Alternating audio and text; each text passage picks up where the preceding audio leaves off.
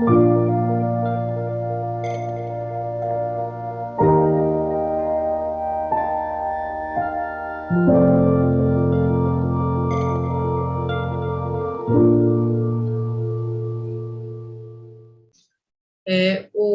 resumo, ele ficou hoje com o Marcelo e ele está se reconectando. Então, enquanto ele se reconecta, viu? Não sou só eu que caio. Semana passada eu caí, essa semana ele caiu. Enquanto ele se reconecta, eu vou pedir para o nosso querido Lincoln, então, projetar o poema, a poesia que ele fez e ler para nós. Pode ser, Lincoln?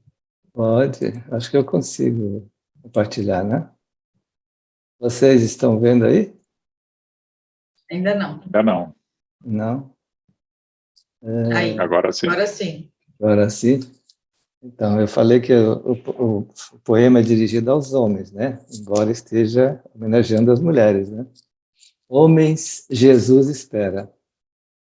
Dia Internacional da Mulher, sublimada homenagem aos corações femininos que dignificam e embelezam a terra. Porém, ainda há grande distância entre o sonho desta mensagem e os caminhos espinhosos que a realidade da mulher encerra. Ó homens, não nos esqueçamos, somos de uma mulher gerados, e nossos filhos são tesouros que vêm das minas da maternidade. Então, por que ainda se perpetuam nas culturas atos determinados que negam à mulher seu espaço de reconhecimento e dignidade? A mulher na vida é Deus mais perto de nós, como co-criadora, que merece receber do homem a mão solidária e apoiadora na missão conjunta de sustentar a família para uma nova era. Corações unidos, olhares voltados para os horizontes do futuro.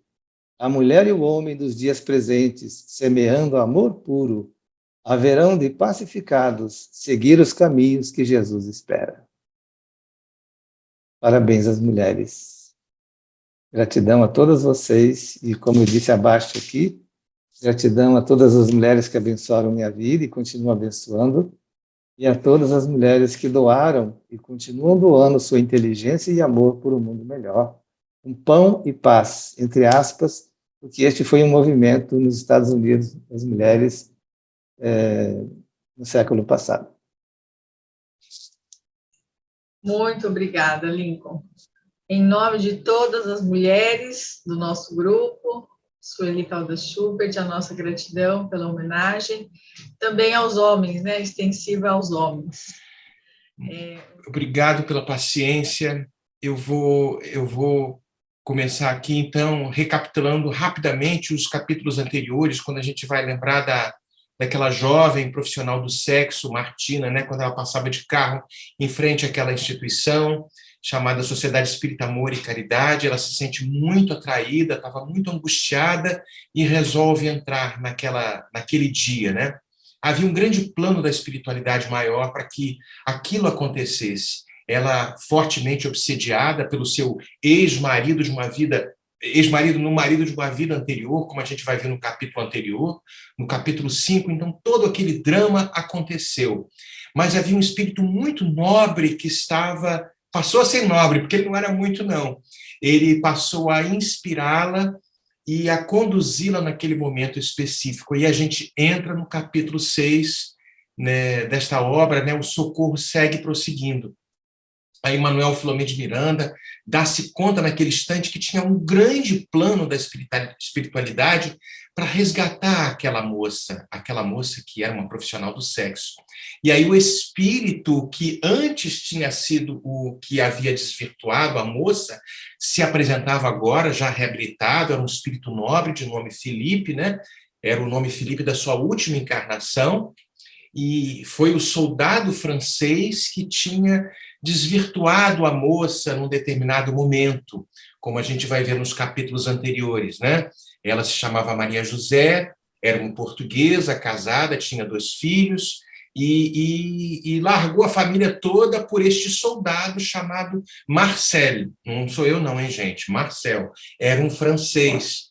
E ele, na época napoleônica, 1808, invadiu ali Portugal, era uma invasão aí Dom João VI foi embora para o Brasil, mas isso é uma outra história, e eles tiveram um caso de amor e ela abandonou a família, mas ele ficou com aquilo angustiado na mente dele, desencarna, com esta angústia, de alguma forma, tentando demovê-la, inspirá-la, mas passa-se o tempo, ele reencarna de novo no século XIX, toma contato com o espiritismo, né, logo depois da desencarnação de Allan Kardec, conhece Leon Denis na França, ele vai renascer ali naquela região, participa de algumas reuniões com Leon Denis e significativamente transformado no mundo espiritual. Agora desencarna também ainda no começo do século XX, mas com a ideia de conseguir resgatar aquela moça que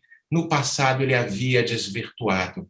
E agora o espírito Felipe, porque ele foi Marcel, quando desvirtuou a moça, renasce como Felipe, né? Conhece Leon Denis, e no mundo espiritual ainda, como Felipe, inicia todo este trabalho de resgate daquela moça que se chamava Maria José, lá em Portugal.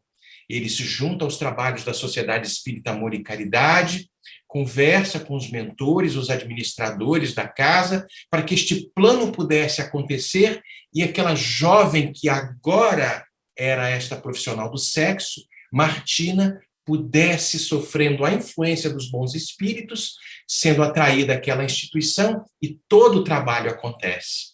Manuel Filomeno de Miranda, né, uma parte agora, participando também dos trabalhos mediúnicos, das comunicações espirituais, daqueles espíritos atormentados, nesta sessão psicoterapêutica que ocorre entre os dois planos da vida, ele fica realmente maravilhado, aprendendo com estas técnicas de compaixão, técnicas de misericórdia, né? Aprendendo com essas situações, mostrando como é bela a nossa doutrina, como é maravilhoso este trabalho de socorro que ocorre, né?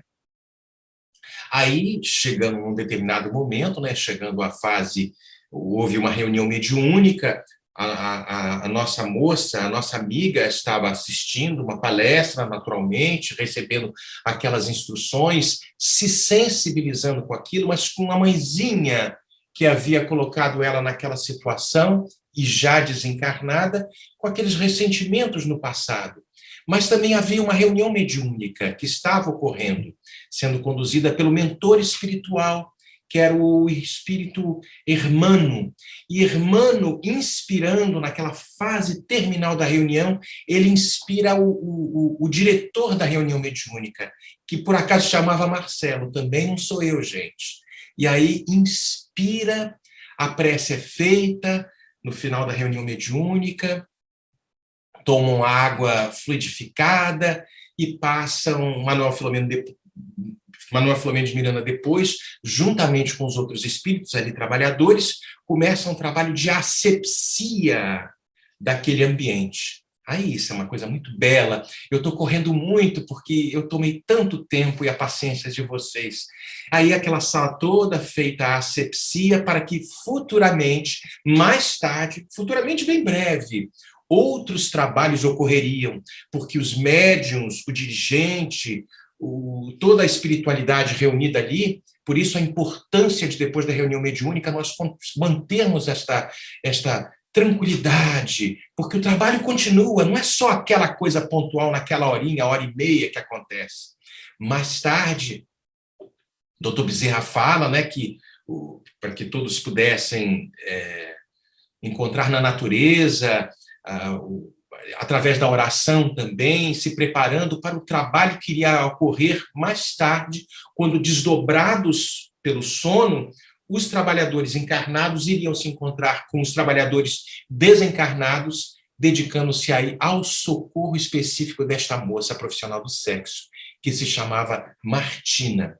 Aí era mais ou menos 1h30 da madrugada, aqueles desdobrados, a médium Celestina, o irmão Marcelo, desdobrado no sono também, os cooperadores todos do grupo, o mentor espiritual Hermano, acompanhado por Manuel Filomeno de Miranda, e todos aqueles que faziam parte. E aí entra Felipe. Filipe, o antigo complicado, que foi o antigo soldado francês que desvirtuou Maria José, era o nome dela quando em Portugal, 2 encarnações anteriores, entra com ela, conduzindo-a, desdobrada do sono. A mesma moça profissional do sexo atormentada, chamada Martina, entra desdobrada. Aí doutor Bezerra vai, se acerca dela, ela era muito bonita, a desperta para aquela reunião. Martina fica impressionada naquele ambiente e pergunta, nossa, eu estou no país do sonho? Isso é verdade? Aí doutor Bezerra fala, sim, minha filha, é como se fosse, é o país do sonho, de certa forma, né? Mas você se encontra, na verdade, no país, no mundo causal. Daqui nós viemos. Ele dá alguma explicação breve, ela sorri de uma forma um pouco desajeitada, mas se permite com aquelas vibrações tão especiais. Mas Martina estava grávida, e ela estava grávida do espírito que foi a sua mãe na atual encarnação, aquele espírito que havia desvirtuado ela. Então, mas mesmo com esta vinculação perispiritual ainda muito forte, a sua mãezinha conseguiu, veja que ela estava grávida, a sua mãezinha conseguiu, neste processo que a espiritualidade ali conduziu, falar com a filha, com a Martina, né? Aí o espírito José Petitinga, para quem sabe, José Petitinga, também espírito, né, foi o fundador da União Espírita Baiana, lá em dezembro de 1915, 25 de dezembro de 1915. Era um espírito muito especial. Ele também conduz a mãezinha nesse processo para que ela pudesse ter este diálogo com Martina, porque Martina queria abortar, porque ela era uma profissional do sexo, não sentia bem isso aqui, não se sentia bem, e aquilo tudo acontecia. E a menina, a moça, falando, é um fantasma, minha mãe já morreu, começa a ver a mãezinha ali, né? Aí o amigo espiritual fala, não, ela está de volta para conversar com você.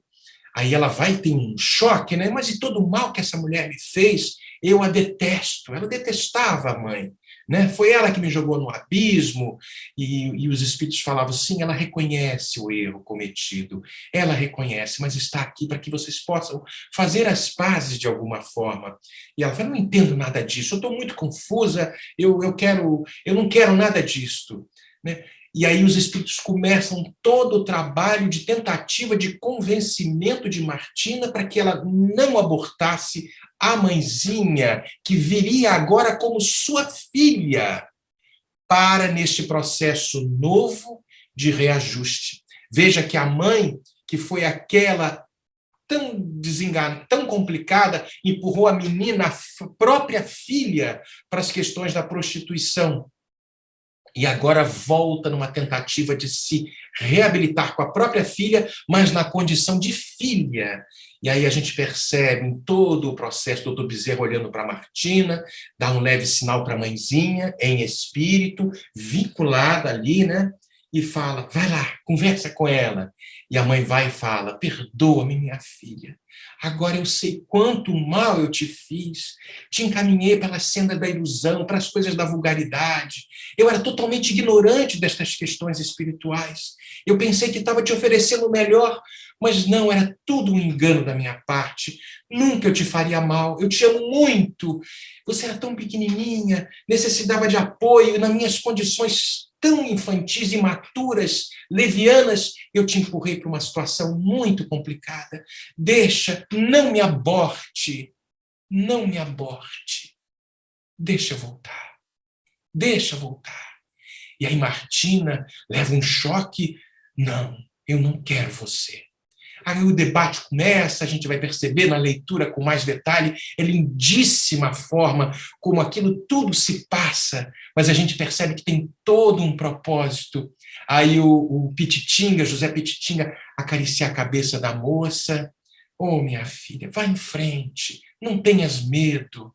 E a gente vai mais à frente, mais lá na frente, quem se apresenta? Filipe.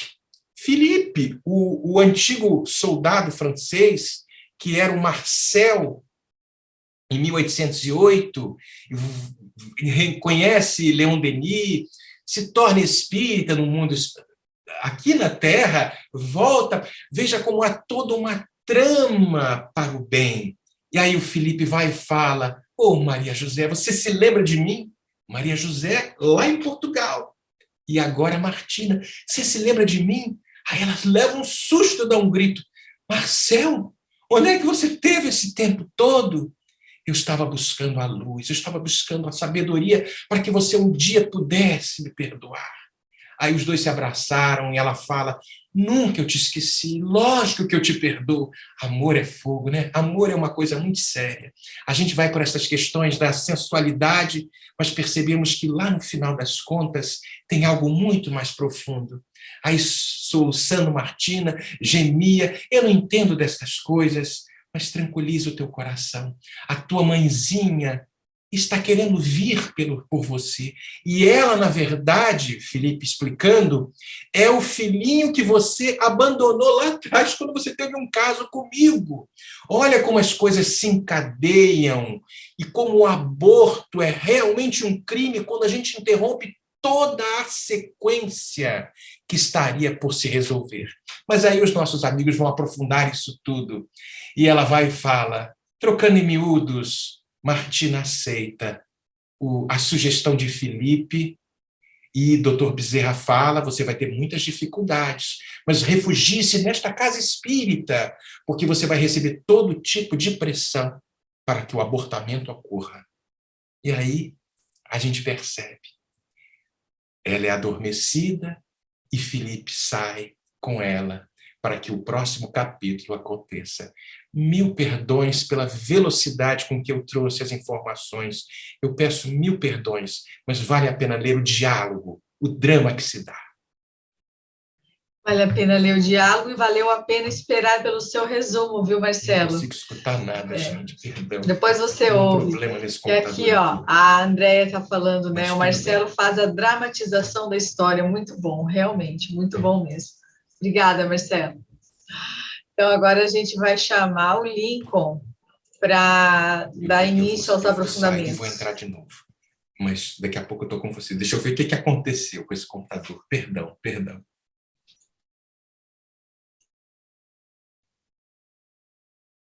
Muito boa noite a todos que estão aqui conosco, já com os corações preparados para a sequência das nossas reflexões, depois desse resumo emotivo que o Marcelo fez para todos nós aí.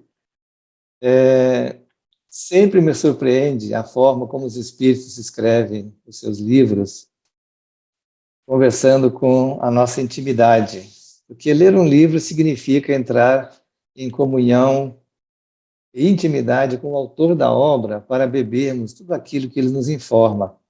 E Manuel Filomeno de Miranda, e outro, como fazem outros espíritos, dentro das narrativas que eles apresentam, todos esses dramas que nós lemos, sempre eles vão colocando lembretes a respeito de muitos aspectos da doutrina espírita, para que nós gravemos definitivamente, primeiro no nosso entendimento, na nossa inteligência, mas eu creio também que é para a gente apressar um pouco esta viagem entre a nossa inteligência que compreende e o sentimento que passa a vivenciar aquilo que nós estamos aprendendo.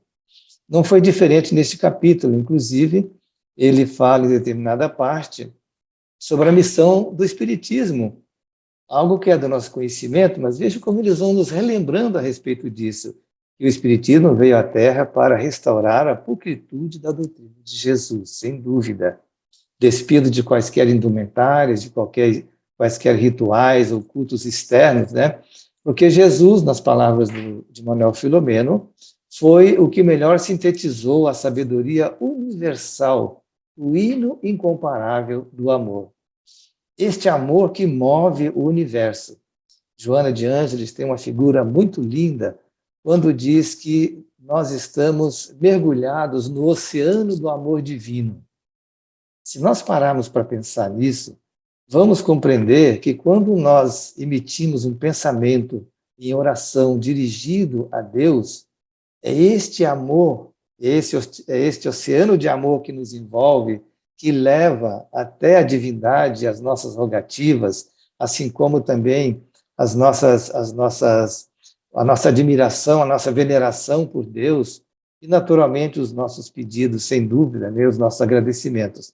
Mas é por este mesmo caminho, deste oceano de amor que nos envolve, que retorna para todos nós também aquelas inspirações consoladoras que nos chegam para serenar as nossas almas, fortalecer-nos e para que dignifiquemos esta nossa vinculação divina com Deus que está dentro de cada um de nós. Então, nós verificamos que esses lembretes vão nos trazendo aspectos muito importantes da nossa consciência de onde nós estamos hoje na doutrina espírita, né? E ele fala que, após, naturalmente, a ciência ter o seu processo evolutivo, chegou-se ao momento em que o Espiritismo pôde chegar com a sua ciência, com a sua filosofia e com todo o seu estudo ético-moral baseado no Evangelho, para fazer com que a humanidade pudesse compreender a grandiosidade da vida. Então, ele fala uma palavra que eu achei muito interessante aqui, que os ensinamentos profundos de Jesus retornaram pela voz dos espíritos, que são os legítimos cancioneiros da imortalidade. Esta canção da imortalidade, que veio ao mundo a partir de 1º de abril de 1857, e que há ainda tantos corações relutantes em aceitá-lo, será a ideia comum, imagino que a breve tempo, neste processo da nossa regeneração que se aproxima. E esta realidade da existência após a morte, a realidade da nossa vida em comunidades depois de desencarnados, os processos reencarnatórios, os esforços para resistir às tentações e por que fazemos isso e o que nós ganhamos com isso nesta vida e mais além, tudo isso será ideia comum nos campos da educação, das filosofias e das religiões no futuro. Chegará este momento, tenhamos certeza, porque Jesus vela por isso e ele nos está encaminhando para essa grande obra. Manuel Filomeno fala também, em determinado momento, sobre a grandeza do amor de Deus pelas criaturas. Porque ele faculta oportunidades de crescimento para todos nós. Não existe ninguém que esteja esquecido da divindade, assim como não existe ninguém que esteja em qualquer tipo de protecionismo. A vida acontece pelas leis de merecimento, ou seja, todos os esforços que nós possamos envidar para nos tornarmos pessoas melhores terão, de alguma maneira, a sua compensação pelo apoio da divindade a esse esforço que nós fazemos. Porque Deus estará sempre chamando-nos para nos aproximarmos cada vez mais dele, nesta espécie de retorno à casa do Pai, agora como seres mais conscientes, mais lúcidos e mais bons. Então, este é o trabalho que nós estamos fazendo agora. Então, Deus manifesta essa grandeza através da sua obra, através de todas as oportunidades que ele nos entrega. E eu quero lembrar aqui uma frase que o Espírito Hermano, no capítulo 4, colocou, para dizer que ele falava da sua própria situação. Eu gostaria de transportar aquilo que ele aplicou a ele mesmo, a todos nós. Ele disse que, depois de ele ter passado por uma série de problemas, quedas morais, depois de levantar-se, que agora ele está, e nós estamos também, reencontrando Jesus na seara espírita, para trabalharmos a imortalidade do espírito e com o sério propósito de revivenciar o Evangelho de Jesus em nossas almas. E aí nós nos perguntamos, como chegamos ao Espiritismo? Cada um de nós terá a sua história, mas bendigamos as almas e as oportunidades que nos chegaram para encontrarmos nesta encarnação essa doutrina libertadora e consoladora que hoje está permeando as nossas emoções e a nossa inteligência. Resguardemos na nossa alma o valor deste conhecimento para que nós avancemos mais rapidamente e nesta encarnação preparatória para as futuras e melhores encarnações, mais libertos da ignorância e das imperfeições. Porque é desta maneira que nós podemos manifestar a nossa gratidão a Deus pela oportunidade que Ele nos entregou de chegarmos a essa doutrina que vem trazer o Evangelho de Jesus na sua beleza e pureza, para fortalecer as nossas almas no rumo da nossa imortalidade, que está dentro do nosso horizonte próximo, já nesta encarnação, e também no longuíssimo prazo, né? Depois dessas considerações, então, nós tivemos aí um personagem que o Marcelo já comentou, o nosso amigo Marcel, esse espírito que agora se apresenta como Felipe, e a experiência que ele viveu de cometer um erro gravíssimo, explorando, digamos, afetivamente aquela jovem Maria José, depois, na sua velhice, arrependendo-se, e aí nós vemos o valor da velhice como faixa etária da nossa existência, onde, depois de passar pela nossa suposta imortalidade da juventude, porque parece que todos os jovens pensam que são imortais no corpo, né? Para depois irem compreendendo que não é exatamente isso na maturidade, mas quando chega na velhice, que nós começamos a caminhar mais devagar, a refletir mais, nós vamos concluindo uma análise da nossa experiência passada e verificamos que traçamos, sim, um trajeto de muita experiência, mas cometemos muitos erros e podemos ainda retificar. Foi o caso de Marcel naquele momento. Já no final da vida, ele caiu em si. E nós podemos também aplicar esta postura a nós mesmos, quando fazemos uma autoanálise da nossa existência, como estamos nos comportando diante dos resultados das experiências que temos praticado até hoje nesta encarnação. Haverá algo que está sendo necessário cairmos em nós também para retificarmos caminhos e procurarmos semear desde já elementos que possam retificar esses caminhos, que possam, inclusive, corrigir os erros, que possamos adotar atitudes de buscar o perdão de pessoas que nós, de alguma maneira, prejudicamos, ou que agimos contra elas, ou que guardam determinados olhos contra nós. Estamos aproveitando estes momentos para buscar esta retificação de caminhos. Então, a experiência do Marcel, onde em várias encarnações ele começa a reconstruir a própria consciência, sintonizando essa consciência com Deus e com os deveres de retificação do que ele havia feito, chega então a esse grupo da Sociedade Espírita Amor e Caridade, em que, pela intercessão de Bezerra de Menezes, ele começa então a prestar os atendimentos definitivos à sua antiga companheira afetiva daqueles tempos.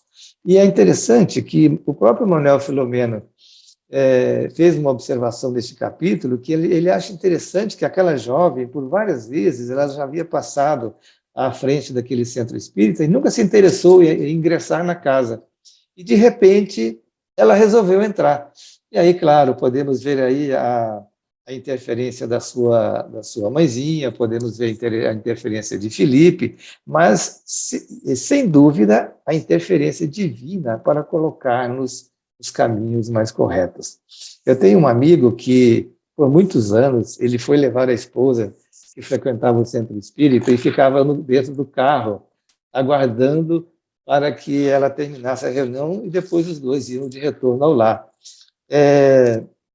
Depois, por mais algum tempo, ele parou na porta do centro espírita, ficava observando, escutando aquilo ali, mas, na sequência, ele sentou-se na última fileira e começou a escutar as palestras.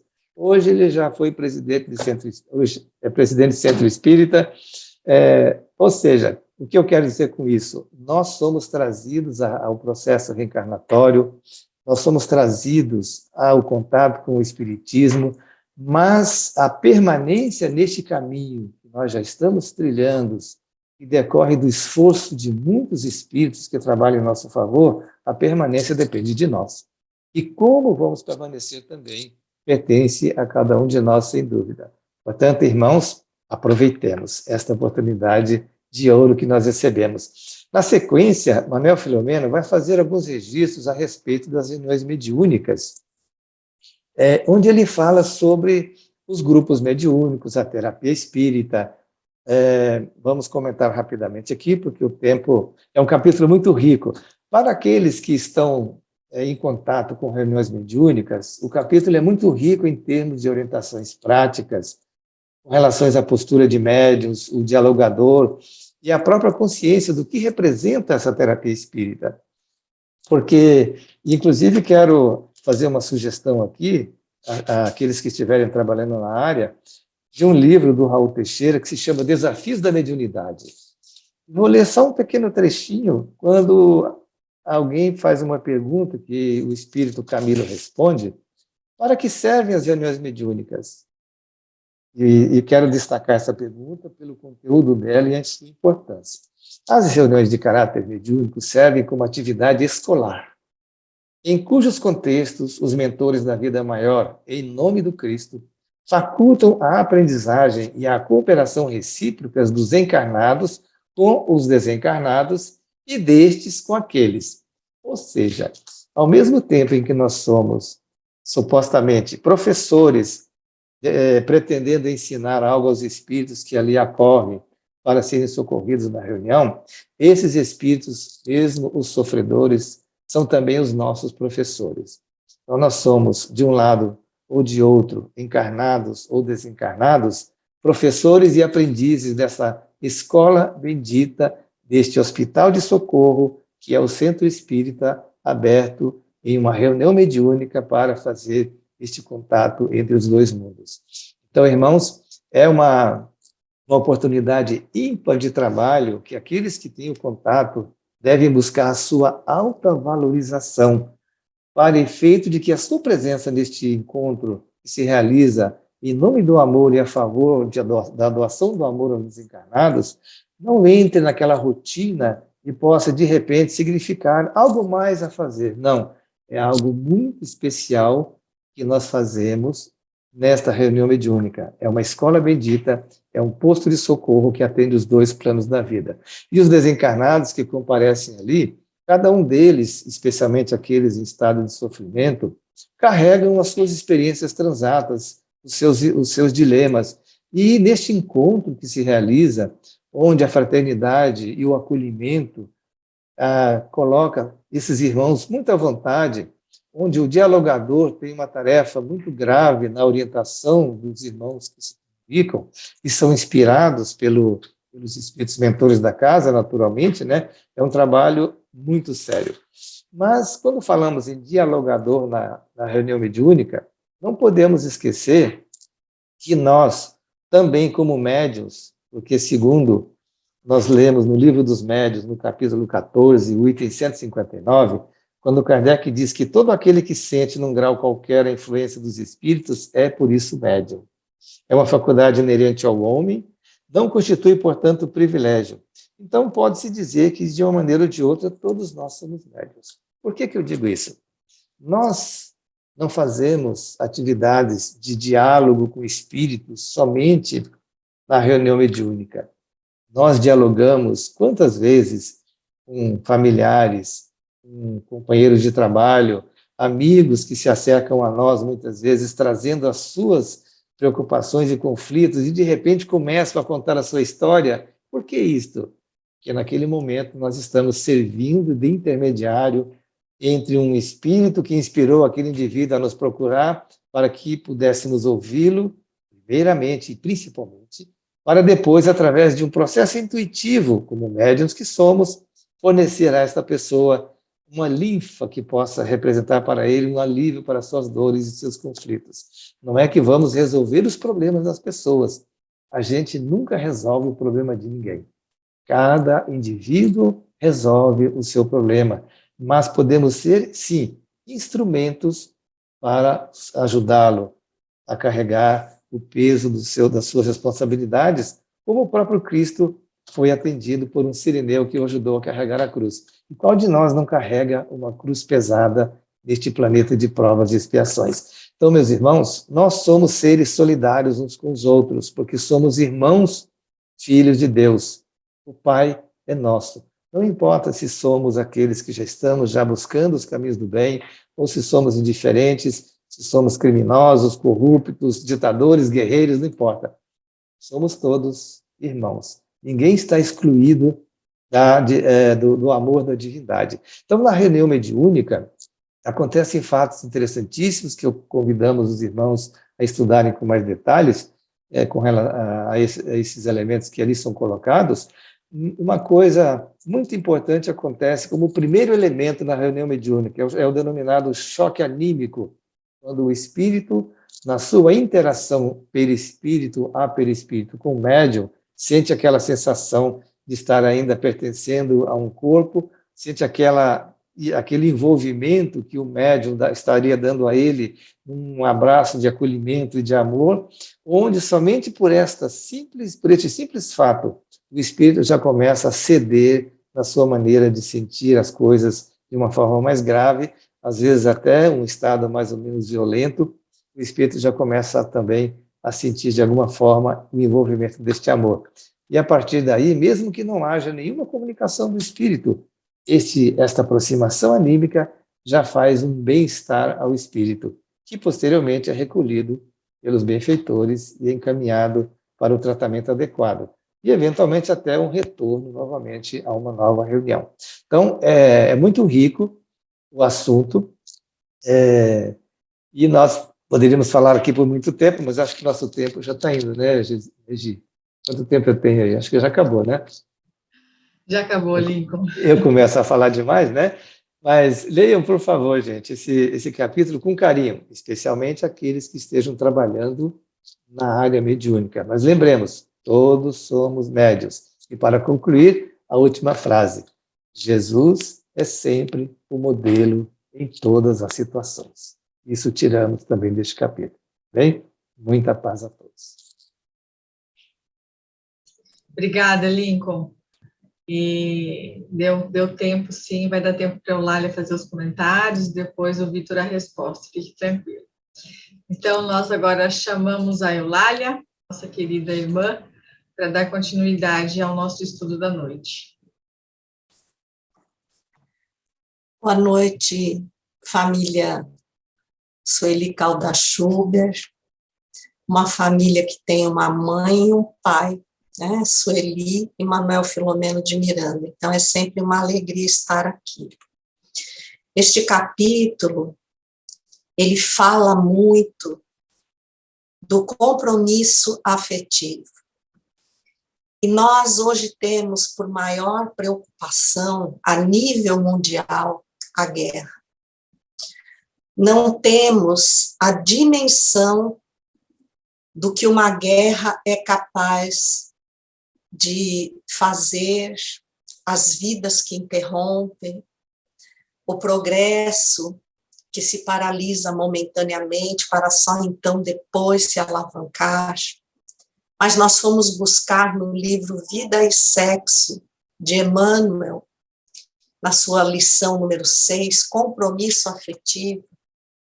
A guerra efetivamente flagela a humanidade, semeando terror e morticínio entre as nações. Entretanto, a afeição erradamente orientada por meio do compromisso escarnecido cobre o mundo de vítimas.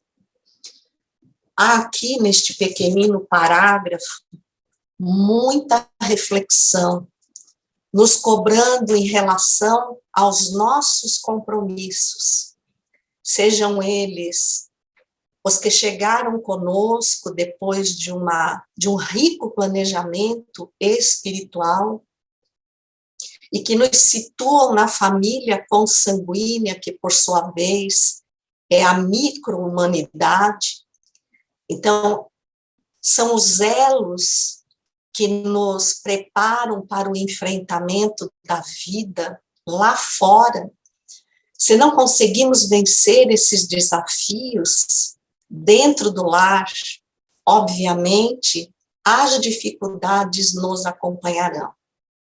Eu ressalto aqui um trecho do livro Memórias de um Suicida, quando o benfeitor Teócrito deixa uma lição incomparável, afirmando que todas as oportunidades para que nós nos refaçamos afetivamente com os nossos elos mais próximos são esgotados. Mas quando nós não conseguimos, não sobra à espiritualidade outra opção que não seja a de nos colocar distantes dos nossos afetos, para que aprendamos a superar esses desafios e, posteriormente, então, retornemos para retomá-los. Isso deve ser profundamente doloroso, porque nós aqui já vivemos a situação de espíritos que, por diversas reencarnações em outros continentes, onde cometemos graves equívocos, não conseguimos nos ajustar e viemos para uma nova família, num novo continente, a aprender definitivamente o processo de amar. Ou seja, a misericórdia infinita do Pai é inesgotável. E quando a mãe de Martina se dá a perceber a ela, e ela se assusta, sem saber que o processo gestacional em que se encontra é da própria mãe. E é muito interessante perceber aí que essa que lhe fora mãe e que estava pleiteando uma oportunidade de se recuperar dos equívocos do passado, quando ela fora Maria José, tinha sido um dos seus filhos, que veio ao desencarne posterior ao abandono do lar, quando apaixonada por Marcel, então ela seguiu para outros rumos. E aí nós nos remetemos ao Livro dos Espíritos, a partir da pergunta 351, a união da alma ao corpo, e em sequência vai tratar do aborto. E essa pergunta diz, no intervalo que vai da concepção ao nascimento, o espírito desfruta de todas as suas faculdades, mais ou menos conforme o ponto em que se ache dessa fase. E nós sabemos, pelo que narra o livro, que Martina parecia estar no processo inicial da gestação. Mas imaginem o quanto a espiritualidade não se debruçou para aproveitar todas as chances nessa continuação da reunião mediúnica, talvez a parte mais importante dela, porque na primeira, quando estamos na casa espírita, participam todos os que até lá foram, mas nessa participam os que lá foram preparados, os que realmente sabem a extensão da responsabilidade do médium. Então, o esclarecimento proporcionado pode nos colocar como se esse fosse o momento em que o planejamento reencarnatório fica à margem, porque quando analisamos o material que encontramos sobre ele, e é muito material, mas vamos citar aqui o livro Ação e Reação, no seu capítulo 9, a história de Silas, o Missionários da Luz, no seu capítulo 12, preparação de experiências, que, inclusive, nesse capítulo, narra a história de Anacleta, que havia falido em excesso de carinho e desvelo para com seus 4 filhos, e retorna, depois de um tempo no mundo espiritual, para refazer o caminho. O excesso de carinho fez com que ela tirasse deles a oportunidade de crescimento, de enfrentamento dos desafios. E ela está pronta para retornar, para ser mãe novamente dos 4, sendo que 2 viriam paralíticos, um com uma grave deficiência mental, e a filha, cercada de desafios, teria como maior testemunho ombrear com a mãe, após a viuvez, ainda jovem, para encaminhar os seus próprios irmãos. E fica muito marcado quando falamos do capítulo 13 do Missionários da Luz, que é a história do Adelino, da Raquel e do Segismundo, todos os desafios que eles enfrentam, principalmente o Adelino, que é perseguido por sonhos aterrorizantes, em que ele vê a sua vida ameaçada, porque já fora tirada uma vez no passado pelo Segismundo, que agora pleiteava a oportunidade de ser filho dele outra vez. E não há melhor encaminhamento do que termos a bênção de retornar próximo aos afetos do passado. Existirão desafios, sim, porque crescer é sempre um desafio no corpo e muito mais fora dele. Mas, na lição 17 do mesmo livro, Vida e Sexo, intitulada Aborto, e que vale a pena ler na sua amplitude, Emmanuel nos afirma que de todos os institutos sociais existentes na Terra, a família é o mais importante do ponto de vista dos alicerces morais que regem a vida. Então, aquele momento em que a mãe clama à filha e que ela se assusta ao se dar conta de que está gestando aquela nova vida e que nada mais representa do que o retorno da mãe e do filho do passado, que Marcel, quando surge a ela, agora Felipe, pergunta-lhe se ela compreendeu o abandono a que ele a relegou, e ela disse que o amor que tinha por ele venceu, mesmo as horas mais difíceis. Ele lhe faz um apelo comovedor. Ele diz, então perdoa também. Deixa eu só tirar uma coisa aqui, que meu computador quer reiniciar agora. Então, perdoa também tua mãezinha, que é o filhinho que deixaste morrer quando fugiste comigo, e que agora está de volta. Então, ela tinha a capacidade de perdoar aquele que lhe era o amor, no compromisso afetivo, que ela simplesmente, esquecendo o seu papel de esposa e de mãe, tomou para um extremo sofrimento. A ele ela já havia perdoado, mas não conseguia perceber que aquela mãe que lhe trouxera ensinos equivocados, direcionamentos imorais, pensando dar-lhe condições materiais de uma sobrevivência, de satisfação de desejos, de anseios, ela não conseguia visualizar a pendência grave moral que tinha para com ela.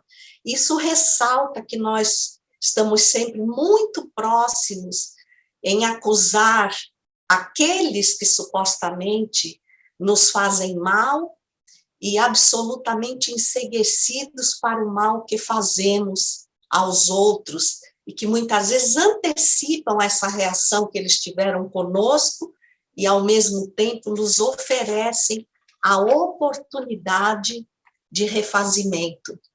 E aí eu destaquei também no Vida e Sexo, no capítulo 18, Pais e Filhos, algo que tem muito a ver com esse caso, e que diz assim, e que os filhos jamais acusem os pais pelo curso complexo ou difícil em que se vejam no colégio da existência humana, porquanto na maioria das vezes foram eles, os filhos, que na condição de espíritos desencarnados insistiram com os pais por meio de afetuoso constrangimento ou suave processo obsessivo, para que os trouxessem de novo à oficina dos valores físicos, de cujos instrumentos se mostravam carecedores, a fim de seguirem rumo certo no encalço da própria emancipação.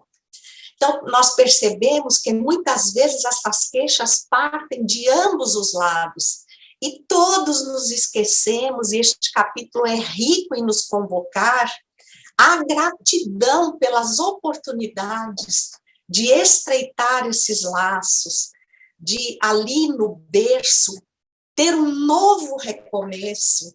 Lógico que seremos acompanhados, será a grande marca da nossa existência, todas as pendências morais que trazemos, mas é exatamente no berço que aqueles que têm a bênção de ser pais podem se desvincular de terríveis dívidas do seu passado.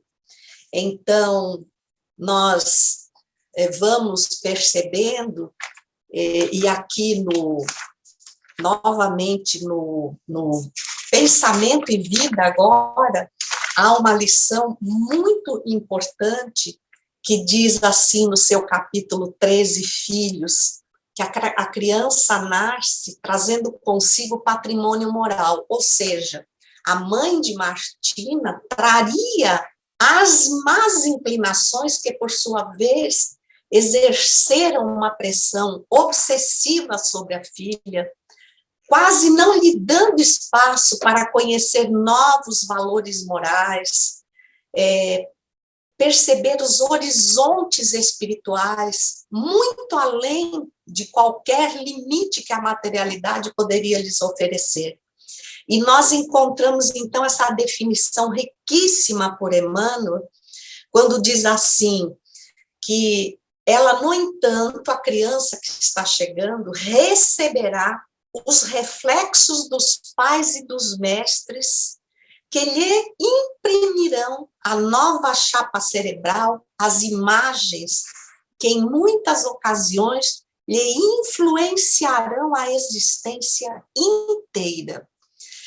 O que nos parecia apenas um trabalho voltado para Martina, que ganha uma amplitude muito maior, porque vai em favor da mãe, que ainda nesta mesma reencarnação, lhe acendeu as inclinações a um comportamento moral escuso, e ela agora, acolhida na casa espírita, onde, como disse o nosso Lincoln, passara tantas vezes sem ter a atenção tomada, e que Felipe, aproximando-se da equipe espiritual, com a finalidade de auxiliá-la, estendia esse auxílio à família que anteriormente fora dela e que, por culpa dele, ela havia simplesmente abandonado. Não esqueçamos que no capítulo anterior, aquele que lhe fora marido em Portugal,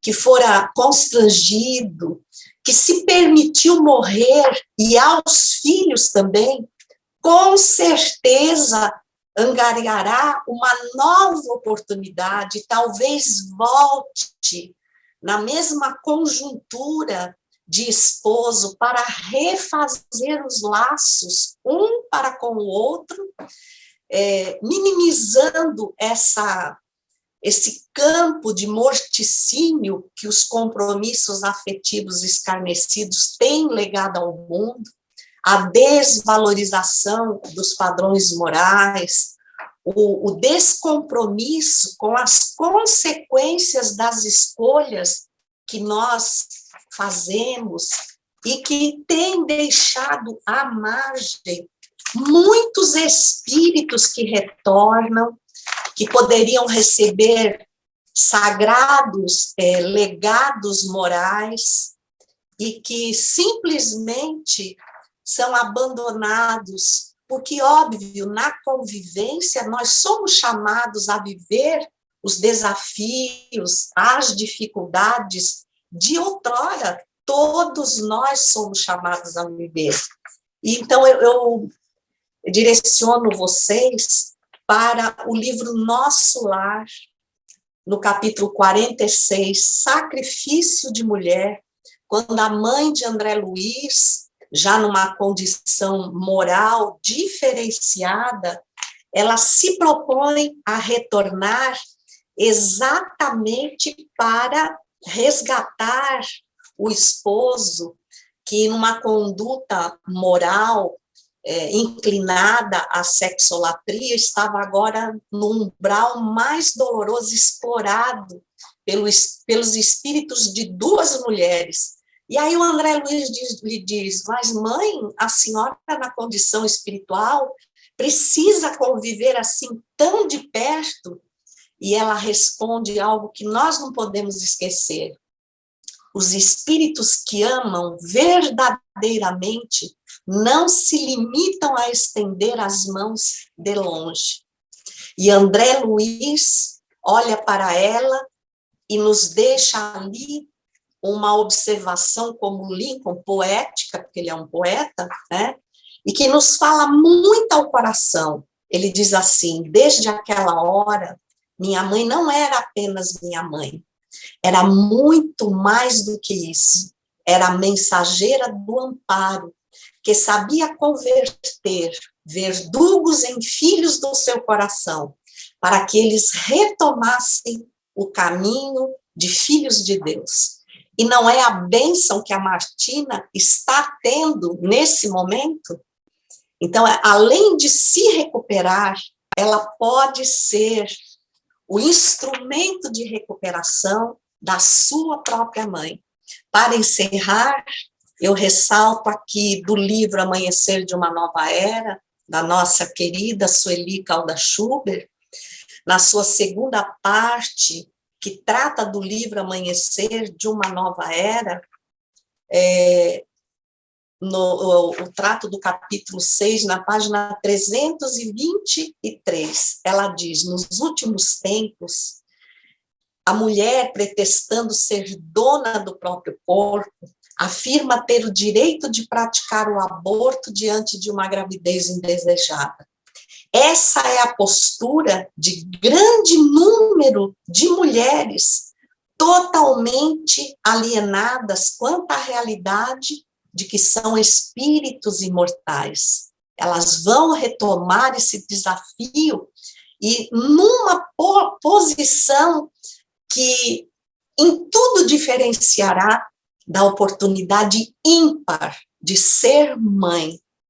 Como, aliás, todos nós humanos, a certeza da imortalidade e da reencarnação muda toda a perspectiva da vida, trazendo no seu cerne a questão do livre-arbítrio e da responsabilidade individual perante as leis divinas.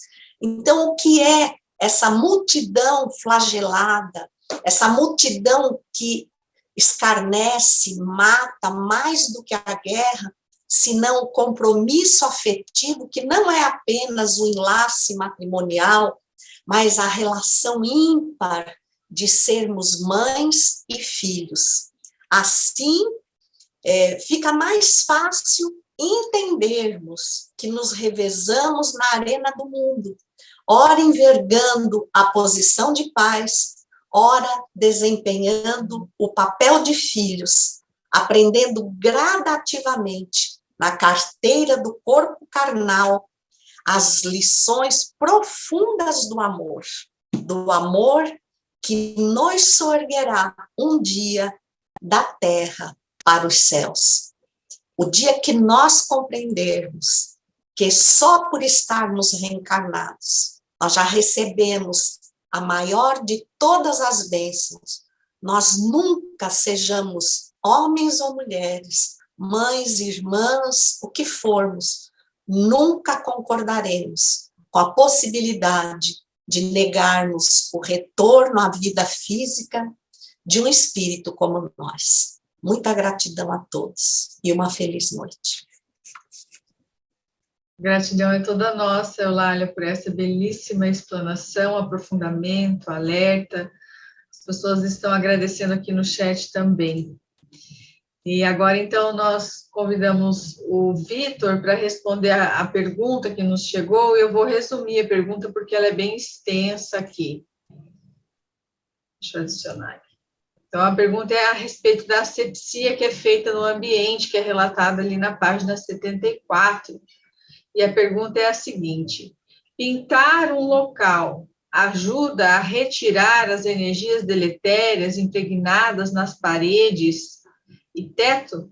Ou ela, tendo consciência do que podia estar acontecendo, conseguiu alterar a psicosfera com seus pensamentos e vibrações? No caso, a pessoa que pintou o ambiente achando que ia conseguir fazer asepsia no local. Quais meios podemos adotar para limpar as energias de um ambiente residencial ou comercial impregnado de fluidos negativos? Vitor, a palavra está com você. Ok, obrigado, Gi. Boa noite a todos, meus irmãos e minhas irmãs. Com uma alegria redobrada que nós estamos continuando a nossa participação nesse grupo tão gostoso. Realmente, essa pergunta é porque a Gi fez um resumo, né? Mas é uma pessoa perguntando por que acontecia de uma amiga dela, né? Que um casal de amigos comprou um apartamento e aquele casal de amigos, de um certo ponto em diante, começou a brigar. E ela, achando, né, pensando assim, o que poderia ter acontecido para aquele casal que vivia em outro local antes e se davam bem, e a partir do momento que comprou aquele apartamento, começaram a brigar. Então, ela, né, será que a pintura, depois que ela mandou pintar o apartamento, melhorou? Será que foi a pintura? Será que o que poderá ter acontecido, né? E quais seriam os meios para limpar as energias do ambiente? Esse caso é interessante porque ele é inesgotável, em primeiro lugar, né? Então, a própria pessoa, quando pergunta, ela já deu a resposta, né? Porque ela estava falando a respeito não só da pintura, é porque a pessoa começou a perceber que havia algo diferente, que na casa anterior não acontecia. Então, aquele ambiente da nova casa que ela estava vivendo deveria ter alguma coisa.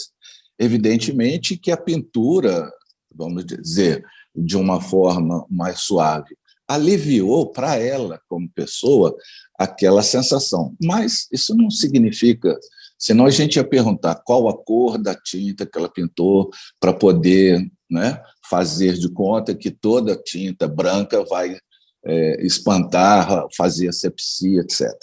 Mas, enfim, o que a gente quer conversar aqui é a situação que Allan Kardec nos traz no livro A Gênese, no capítulo 14, a respeito dos fluidos, que nós, muitas vezes, esquecemos de que nós, espíritos, nós somos energias pensantes. A nossa maior capacidade é de pensar. Nós não paramos de pensar um minuto.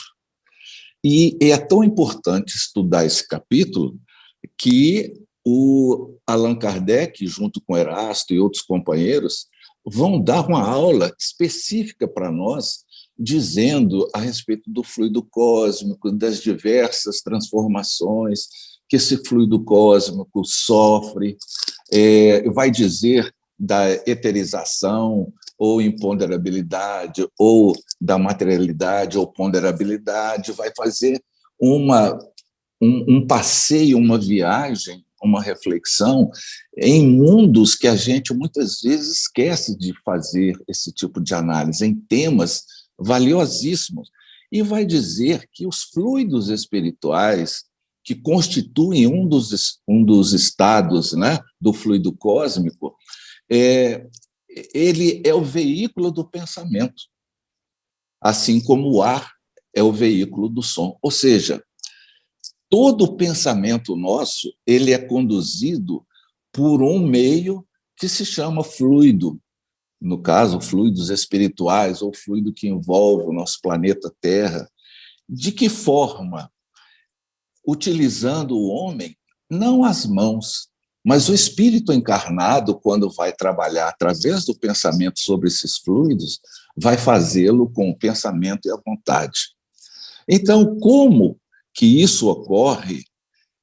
Em qualquer situação, esse nosso pensar, ou seja, a exteriorização do espírito para o meio exterior, ela não precisa ser algo consciente. Não, pode ser inconsciente, porque quando eu penso em algo, esse próprio capítulo vai falar isso. Eu vou exteriorizar um pensamento que vai adquirir contornos de formas de pensamento, de imagens, de coloração, de sensibilidade, de qualidade dos próprios fluidos, porque os fluidos, eles não têm características próprias, eles adquirem as características do pensamento que lhe é colocado para servir de molde, de modelo. E esses pensamentos são vestidos com os nossos sentimentos, com as nossas paixões, com as nossas virulências. Então, tem situações que o meu pensar é um pensar favorável, como fruto desse meu pensar, vai ser algo positivo, como também um pensamento negativo, ele vai ter configuração diferente, malsã, maléfica. É como se pudéssemos entender todo o quimismo da seguinte coisa: quando eu penso algo ligado às emoções positivas, ao carinho, à construção, a atmosfera adquire uma qualidade suave. Quando a gente entra numa casa espírita, a gente sente a diferença quando a gente entra no salão daquilo que a gente estava na rua, porque todo aquele contexto do salão da casa espírita está impregnado ao longo dos tempos por fluidos, por palestras, por sensações felizes, por auxílio, por presenças espirituais nobres que, ao longo do tempo, vão encharcar aquele ambiente, tanto físico como espiritual, de sensações nobres, de energia gostosa, de uma leveza espiritual muito grande. O mesmo ocorre quando a gente entra em ambientes que, ao longo do tempo, existem o comércio do sexo, como a gente está estudando a história da Martina, né? Quando você tem o vício da embriaguez ou da bebida, da toxicomania. Você, quando entra no ambiente desse tipo, você já sente perfeitamente um ambiente diferente, porque, ao longo do tempo, aquele local, aquele recinto, aquelas paredes, aquela casa foi objeto de um encharque, né? Foram encharcados as paredes desses ambientes negativos, desses fluidos malsãos. Então, o que ocorre? Ocorre o seguinte: a gente, sem saber como, né, a gente vai perceber o seguinte: o quadro dos fluidos que a gente emite é o quadro de todas as nossas paixões. E nosso perispírito, que é também um subproduto do fluido cósmico, ele tem os poros perispirituais que ele se deixa encharcar disso. Quando eu me deixo encharcar por um fluido de ódio muito negativo, eu me encharco dessa substância viscosa de raiva e eu imprimo uma ordem ao perispírito, que é também esse subproduto, e ele, ligado célula a célula ao corpo físico, o meu corpo físico vai se ressentir desse contato vibratório para que eu perceba a qualidade do ambiente. Então, vamos pensar aqui o seguinte: se numa casa séria como essa do nosso capítulo 6 exige uma asepsia para que outra reunião posterior não sofra as consequências dos pensamentos desequilibrados dos espíritos que foram atendidos naquele local, imagine também a asepsia de uma sala cirúrgica. Você não acaba uma cirurgia e começa outra. Então, toda a aparelhagem, o aparelhamento, os instrumentais são asepsiados, a sala é asepsiada, as roupas dos cirurgiões, dos enfermeiros, etc., são trocadas. Por quê? Para não ter infecção, a infecção do ambiente. né? Imagine se houvesse essa situação corrente, ou seja, acabava uma cirurgia, começava uma outra. Nesse sentido, é que a gente vai perceber que a necessidade de purificar essa fonte, ela é necessária porque no nosso lar a gente faz, muitas vezes, o papel inverso da asepsia. O nosso pensamento desequilibrado, o nosso pensamento de ódio, de se tratar um ao outro com gritos, de música alta, de leituras não edificantes, de filmes, etc. Isso, ao longo do tempo, dos dias, vai criando uma psicosfera insalubre, espiritualmente falando. E a gente não se percebe de uma coisa. Esses pensamentos, eles vão se depositar em algum lugar, seja impregnando as questões físicas, como o nosso ambiente mental, espiritual. Então, por exemplo, a água que a gente bebe no nosso filtro, ela, da mesma forma que ela é magnetizada para o bem, esses fluidos negativos, esses vibriões mentais, eles se depositam na água e a gente toma água. Para nós, ela é boa, ela é potável, mas espiritualmente ela não é, porque ela está carregada de vibrações, de pensamentos ruins que se depositam ali. Por isso que, na hora das refeições, a gente deve usar de forma frequente o hábito da oração. Por quê? Porque, muitas vezes, convidados, entre aspas, surgem à nossa casa e vão se alimentar conosco. E, muitas vezes, sugando o alimento que a gente está ali. Na realidade, a gente, muitas vezes, não está se alimentando das energias corretas, porque ali estão os frutos que são impregnados com as vibrações ruins da discussão entre a funcionária que faz a refeição para nós, ou entre uma outra pessoa, ou o filho que chega do colégio com raiva e aquela discussão. Isso tudo vai se depositar em algum lugar. Por isso é interessante o hábito da oração para agradecer, inclusive, quem faz o alimento, para que a gente faça essa asepsia natural, todos os dias.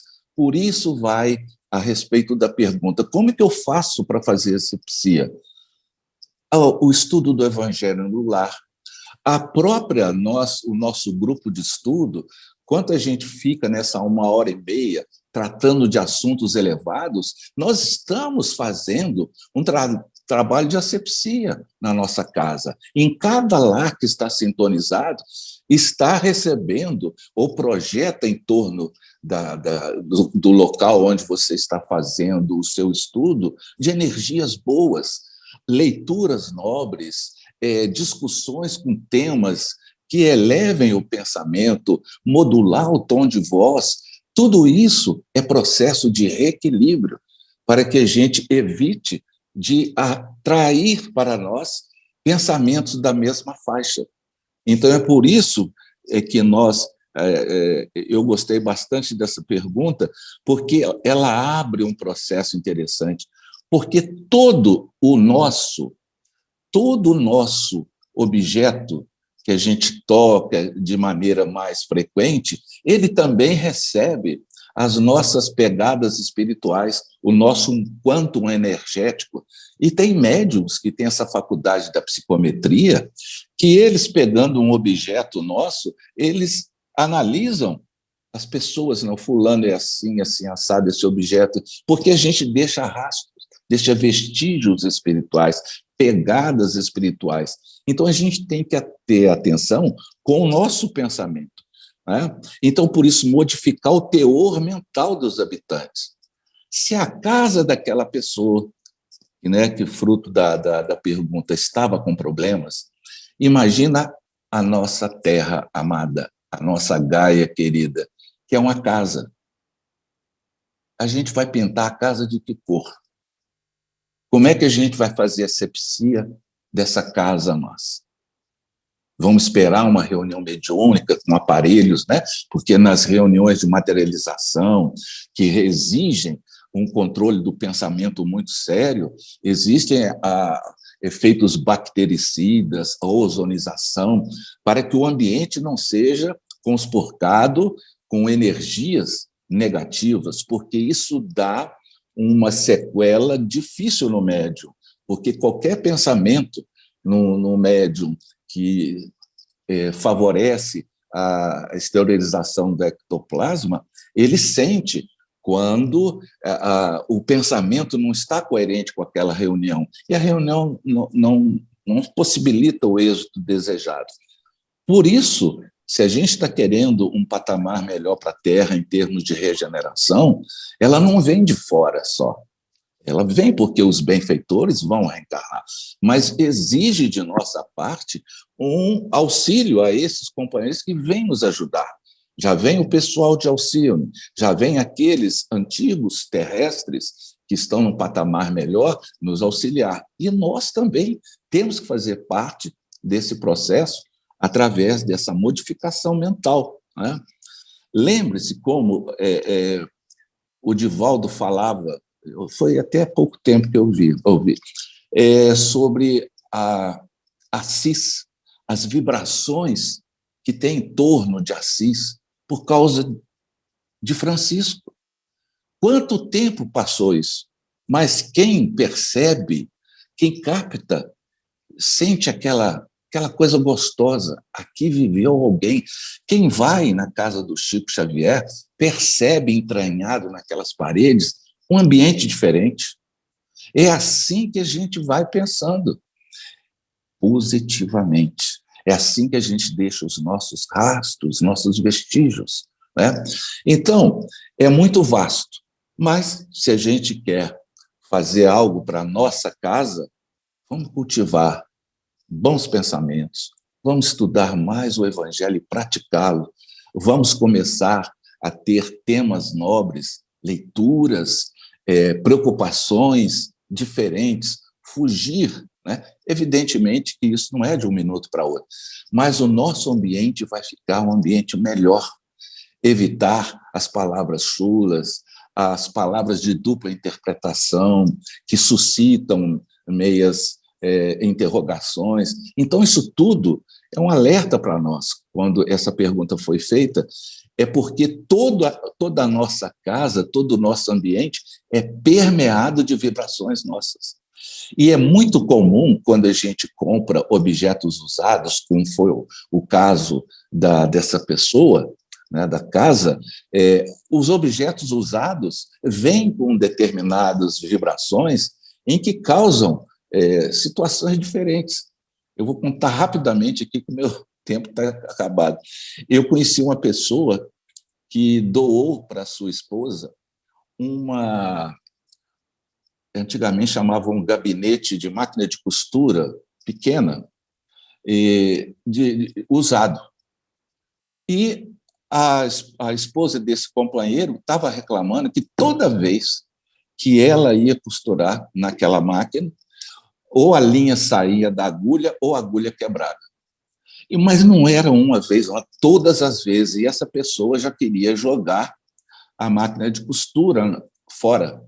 Até que alguém levou o nome dela para uma casa espírita. Não é que se comunica a dona antiga, já desencarnada, daquela máquina de costura.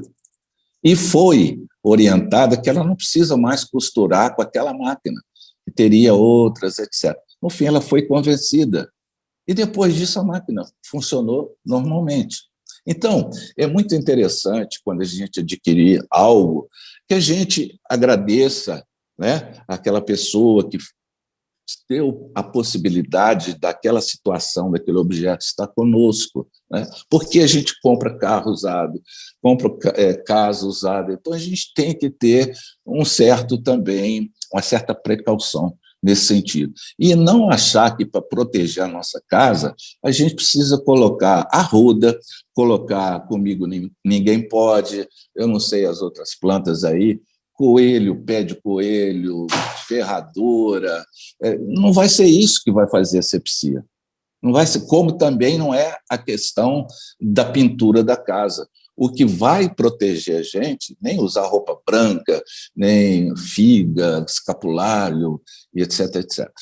O que vai é o nosso pensamento, é o nível de adesão mental e aquilo que, como pensantes que somos, exteriorizemos de nós.